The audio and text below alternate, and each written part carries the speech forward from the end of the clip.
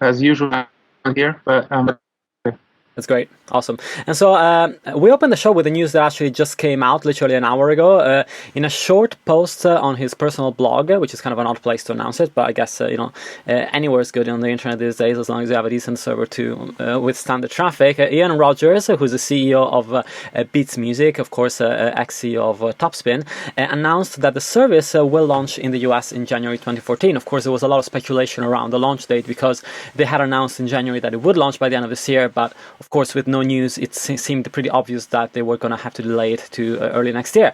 There was no mention of the word Daisy, which was a code word under which the service had been supposedly being built. And so I guess they went with the brand name, which makes a lot of sense because Beats Music, is such a strong brand name around the world. And so it makes sense to launch a service with that name instead of giving it a weird flower name that didn't make any sense to anybody else.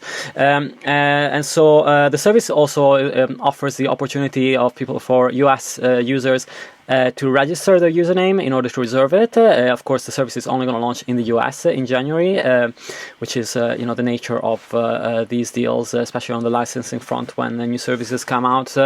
And amongst the facts that Rogers listed, he points out that the service is in internal private beta and only a few artists and influencers are having access to it in order to get early feedback. So we don't know much more about the service. We know a launch date and we know that it's happening. So just a quick round. Sid, what are your thoughts on Beats Music so far? We don't know anything, but at least it's happening. So that's something, right? Yeah, absolutely. I mean, well, so I'm a big fan of Ian Rogers, so I would like Beats to do well, but then at the same time, do we really need yet another one? I mean, even just from podcast stance, I mean, you at the beginning of the show went through the list of 20 different podcast sites where you can find this. Do we need more? Yeah.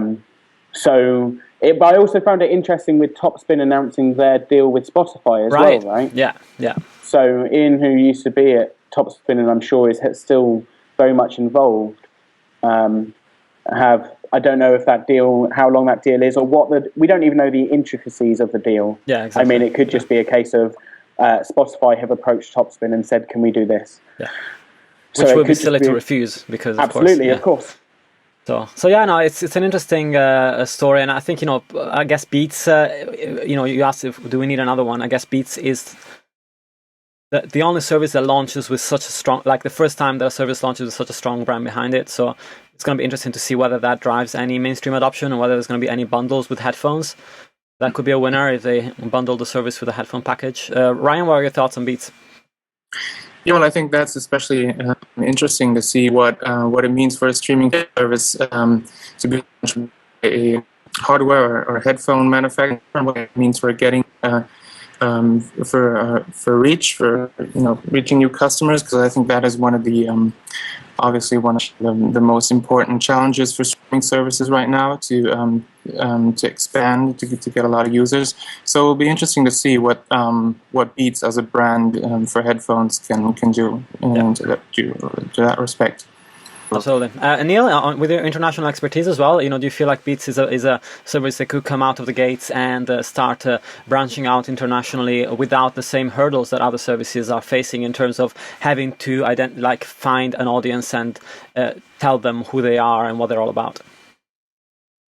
Yes. Yeah, I think it's a very exciting launch. The Beats name is a global brand. It's backed by some big players in the industry. I think Jimmy Iovine, Dr. Dre are all there behind the scenes, and they've got the backing of the likes of Universal, so they've got a lot in their favour. I recall that there was a lot written at the time about Topspin trying to integrate with more services, and I think the Spotify announcement is an example, but with Ian's background at Topspin, I think they will go for the far deeper integration between the streaming service and the artist. And it's always been a criticism that the artist doesn't know who is playing their music. It's very hard to access the fans who are listening to your tracks. Yeah. And this has been true of iTunes, Amazon, Spotify. the fans are anonymous to the artist. I suspect that what Beats are going to try and do, and they said this a few months ago, was they were going to try and bridge that gap. Yeah. So that there's going to be data protection, obviously, but if you're a fan listening to an artist, I suspect that you'll be able to opt in to receive more marketing messages, or, as we've seen with the Topspin integration with Spotify, that ability to buy merchandise and tickets supplied by the artist. Yeah, absolutely. So I think it's a very exciting announcement. Unlike Rdio, perhaps, who had to go from a standing start and build their brand, Beats have got that brand. They can bring in some of the biggest names in music to endorse. They've already said, haven't they? They've got the talent playing around with the service, and no doubt that's going to include some massive names that Jimmy can probably call up and say, check this out, get a few quotes from, you know, an Eminem or whoever his mates are, and that will launch the service around the world, because these artists are big around the world. So yeah, I think it's going to be a very, very exciting service. I hope it doesn't let us down. Yeah. That's the only that's one thing.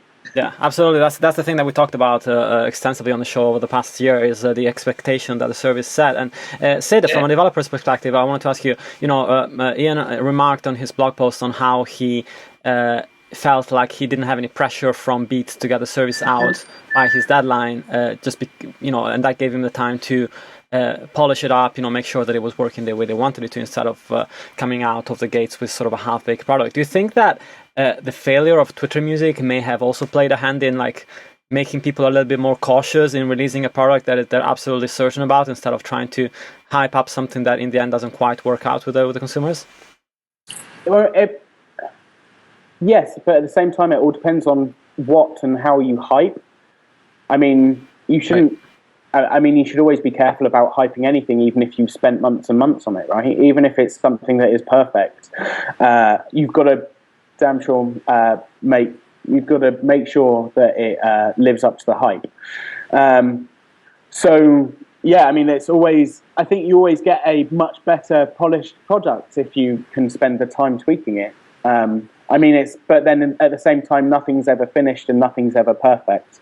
Yeah. So there's got to be a point when they're going to have to launch it before it's perfect, right? Exactly. And they're going to have to launch it before it's finished, even, because if it's finished, what are they going to be doing in 2 years' time? Yeah. I mean, Facebook isn't finished. Spotify itself isn't finished. Nothing is finished on the internet. Exactly. So there always has to be some time of deadline. Yeah. But it'll be interesting to see when it is. I mean, I really hope that it does have a huge